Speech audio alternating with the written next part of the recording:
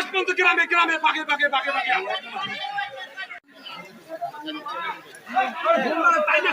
আওয়ামী লীগের নেত্রী শেখ হাসিনা খুনি হাসিনা দেশ ছেড়ে পালিয়েছে এই মাত্র খবর পালাইছে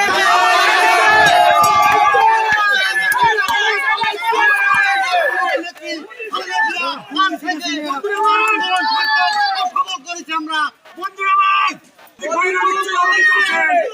এই অবৃষ্টি জাতীয়তাবাদী দলের কাজ চালাইছিল আপনারা নিশ্চয়ই অবগত আছেন আজ থেকে ছয়টা হাউসিনা সরকার ক্ষমতায় এসে এই অবৃষ্টি নির্লজ্জভাবে দখল করে নেয় আজকে দেশ স্বাধীন হয়েছে